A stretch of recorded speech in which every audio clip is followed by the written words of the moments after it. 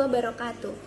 Sebelumnya izin memperkenalkan diri, nama saya Afla Alfidinilah dengan NPM 202114500743 dan rekan saya yang bernama Mutia Maharani Rusdiana dengan NPM 202114500704. Kami dari kelas SF2 Ekonomi Sore, kelompok B, ingin mempresentasikan ilmu kealaman dasar bab 2 yang bertemakan alam pikir manusia dan perkembangannya. Lanjut ke slide 1, yaitu perkembangan alam pikir manusia. Apa sih perkembangan alam pikir manusia itu? Nah, perkembangan alam pikir manusia merupakan suatu proses di mana manusia tidak akan puas dengan pemikiran yang sudah ada, sehingga berkembang ke tahap ilmu. Sedangkan penalaran yaitu suatu proses berpikir yang membuahkan pengetahuan atau proses mental dalam mengembangkan pikiran dari beberapa fakta atau proses. Di slide kedua ini ada keunikan manusia. Coba kita bareng-bareng bandingkan di antara ketiga hewan tersebut dengan manusia. Di antara gajah, elang, dan harimau, tentu manusia terlihat sebagai manusia yang lemah. Namun siapa sangka dengan akal pikirannya, manusia dapat melindungi dirinya, bahkan menguasai makhluk-makhluk tersebut loh. Keren bukan? Manusia merupakan satu-satunya makhluk hidup yang mengembangkan pengetahuan secara sungguh-sungguh. Apa yang mendorong hal itu? Hal yang mendorong hal itu yaitu ada akal budi dan kemauan. Akal budi menjadikan manusia tidak pernah puas dengan pengetahuan yang dimilikinya. Contohnya, rasa ingin tahu. Teman-teman di sini pasti semua rata-rata, bukan rata-rata lagi ya, pasti sudah mempunyai rasa ingin tahu. Rasa ingin tahu ini contohnya kalau di zaman sekarang kepo ya. Nah, contohnya itu seperti misalnya si A ini nanya, "Kamu ini UAS kemarin berapa nilainya?" Terus yang B lagi nanya, "Kamu kerja di mana?" Itu kan kayaknya kepo banget ya. Nah, dengan rasa ingin tahunya itu, manusia selalu mencari jalan untuk memecahkan suatu permasalahan. Semua itu terjadi bukan karena besar kecil dan sedikit banyaknya masalah yang dihadapi, melainkan sikap dari setiap orang yang berbeda dalam menghadapi setiap masalah yang ada. Di sini ada beberapa kegiatan untuk mencari pemecahan masalah tersebut. Yang pertama, ada melakukan penelitian secara langsung, dan yang kedua itu ada penggalian hasil-hasil penelitian dari orang lain. Dan yang terakhir itu ada kerjasama dengan peneliti lain yang sedang memecahkan masalah yang sama atau sejenis. Meskipun setiap orang memiliki rasa ingin tahu, tetapi kekuatan atau intensitasnya tidak sama loh, relatif terhadap minat. Contohnya, semakin tinggi rasa ingin tahu kamu, semakin tinggi juga pengetahuan kamu. Nah, selanjutnya itu ada kekuatan rasa ingin tahu manusia dapat berubah secara drastis dan dapat dipengaruhi oleh lingkungan sekitar. Makanya, kita harus pandai-pandai mencari lingkungan yang positif untuk membawa kita ke hal yang lebih positif dan berguna tentunya ya teman-teman. Nah, pada dasarnya pertambahan pengetahuan ini didorong oleh yang pertama itu ada hasrat untuk memuaskan diri yang bersifat non-praktis atau teoris, guna memenuhi kuriositas dan memahami hakikat alam dan isinya. Dorongan ini melahirkan ilmu pengetahuan tipe murni. Nah, selanjutnya ada yang kedua, yaitu dorongan praktis yang memanfaatkan pengetahuan itu untuk meningkatkan taraf hidup yang lebih tinggi.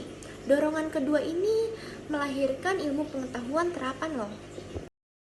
Selanjutnya ada definisi rasa ingin tahu atau kuriositas.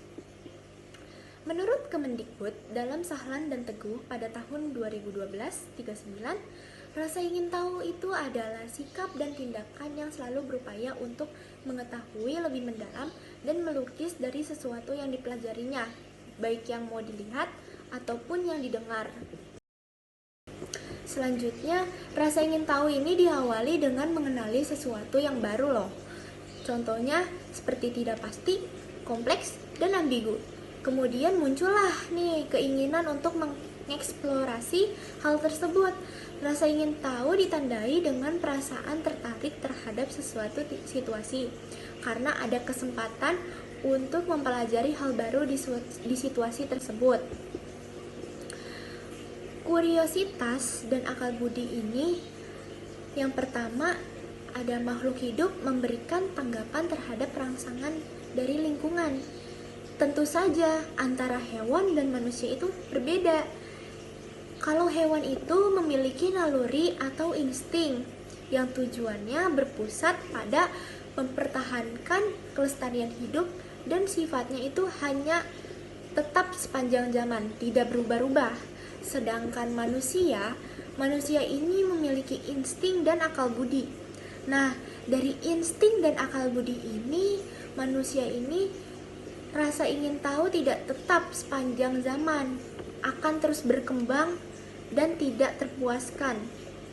Contohnya, manusia selalu bertanya-tanya seperti apa, bagaimana, mengapa. Tujuan tersebut agar manusia itu merasa puas dengan pengetahuan-pengetahuan yang mereka ambil. Nah, dari pengetahuan-pengetahuan yang mereka ambil ini selanjutnya dikombinasikan pengetahuan baru dengan pengetahuan lama agar menjadi baru lagi atau menjadi lebih baku. Seperti itu. Selanjutnya presentasi akan dilanjutkan oleh rekan saya yaitu Mutia Maharani. Untuk Mutia Maharani dipersilahkan. Baik, saya akan melanjutkan poin berikutnya. Ada dua macam perkembangan alam pikiran manusia, yaitu yang pertama, perkembangan alam pikiran manusia sejak zaman purba hingga dewasa ini. Yang kedua, perkembangan alam pikiran manusia sejak dilahirkan sampai akhir hayatnya. Saya akan menjelaskan yang pertama dulu, yaitu perkembangan alam pikir manusia sejak zaman purba sampai dewasa ini. Yang pertama, ada zaman batu tua, yaitu Paleolitikum. Ciri-ciri zaman Paleolitikum: yang pertama, alat-alat batu buatan manusia masih dikerjakan secara kasar, tidak diasah. Yang kedua, manusianya masih hidup secara nomaden atau berpindah-pindah dan belum tahu bercocok tanam. Yang ketiga, mata pencahariannya food gathering atau mengumpulkan makanan. Yang kedua, ada zaman batu tengah, yaitu Mesolitikum. Ciri-ciri zaman Mesolitikum: yang pertama, nomaden dan masih melakukan food gathering atau mengumpulkan makanan. Yang kedua, alat-alat batu buatan manusia masih dikerjakan secara kasar. Yang ketiga, ada zaman batu muda Neolitikum, yaitu ciri-ciri zaman Neolitikum: yang pertama, alat-alat batu buatan manusia sudah diasah atau dipolis sehingga halus dan indah. Yang kedua, nomaden dan masih melakukan food gathering atau mengumpulkan makanan. Yang keempat, ada zaman batu besar yaitu Megalitikum. Ciri-ciri zaman Megalitikum: yang pertama, masyarakatnya menggunakan dan meninggalkan kebudayaan yang terbuat dari batu besar. Yang kedua, berkembang dari zaman Neolitikum hingga zaman perunggu. Yang ketiga, masyarakat mengenal kepercayaan animisme. Yang keempat, masyarakatnya mengenal teknik bercocok tanam dan beternak. Yang kelima, masyarakatnya menerapkan tradisi gotong royong. Yang kelima, ada zaman logam. Pada zaman logam ini, orang sudah dapat membuat alat-alat dari logam di samping alat-alat dari batu. Orang sudah mengenal teknik melebur logam, mencetaknya menjadi alat-alat yang diinginkan. Zaman logam dibagi atas dua. Yang pertama, ada zaman perunggu, yaitu pada zaman perunggu atau yang disebut juga dengan kebudayaan Dongsong Tonkin Cina atau pusat kebudayaan ini, manusia purba sudah dapat mencampur tembaga dengan timah dengan perbandingan 3:10, sehingga diperoleh logam yang lebih keras. Yang kedua, ada zaman besi, yaitu pada zaman ini orang sudah dapat melebur besi dari bijinya untuk dituang menjadi alat-alat yang diperlukan. Yang keenam, ada zaman berburu dan meramu tingkat awal. Pada zaman ini, manusia hidup dengan menggantungkan dirinya penuh pada alam. Mereka masih berpindah-pindah atau nomaden, hidup dengan cara berburu binatang dan mengumpulkan makanan. Manusia pada zaman ini belum mengenal kepercayaan dan cara berpikir mereka masih sangat sederhana. Yang ketujuh, ada zaman berburu dan meramu tingkat lanjut. Pada masa ini, manusia sudah hidup menetap meskipun sementara atau semi-sedenter. Hidupnya sudah tidak menggantungkan penuh pada alam. Yang kedelapan, zaman bercocok tanam. Jenis manusia yang hidup pada masa ini sudah mencapai taraf Homo sapien penuh. Artinya, yaitu jenis manusia yang cerdas atau manusia yang tingkat pemikirannya sudah meningkat jauh daripada jenis manusia sebelumnya. Awalnya mereka sangat menggantungkan kehidupannya pada alam, tetapi lama-kelamaan karena persediaan alam terbatas, maka mereka berusaha untuk mengadakan persediaan makanan yang cukup hingga mereka tidak perlu mengembara lagi. Manusia pada masa ini juga sudah memiliki kepercayaan. Inti kepercayaan pada masa ini adalah penghormatan dan pemujaan terhadap roh, terutama terhadap roh nenek moyang atau animisme. Yang kesembilan, ada zaman perundagian. Pada masa ini, manusia memiliki kemampuan baru, yaitu kemampuan dalam peluburan biji logam dan pembuatan alat-alat dari logam atau perunggu dan besi. Masyarakat pada masa ini juga sudah mempunyai norma-norma. Keadaan manusia menjelang zaman prasejarah masyarakat pada zaman ini telah pandai bercocok tanam, pandai berlayar, memiliki pengetahuan perbintangan atau astronomi, pandai membuat bangunan megalitik, pandai menenun dan membuat pakaian dari serat kayu, pandai membuat alat-alat dari logam, pandai membuat gerabah, dan keseniannya sudah berkembang. Kesimpulan, pada zaman purba, manusia sudah menghadapi berbagai teka-teki yakni terbit dan terbenamnya matahari, perubahan bentuk bulan, dan lain-lain. Terdorong rasa ingin tahu yang sangat kuat, manusia purba mulai menyelidiki apa yang terjadi, apa penyebab terjadinya fenomena-fenomena itu, dan apa akibatnya. Penyelidikan ini menghasilkan jawaban atas banyaknya persoalan, tapi kemudian akan timbul persoalan-persoalan baru. Dengan demikian, alam pikiran manusia purba mulai berkembang. Perkembangan itu berlangsung terus-menerus sampai sekarang dan akan berlanjut di masa mendatang. Yang kedua, ada perkembangan alam pikiran manusia sejak dilahirkan sampai akhir hayatnya.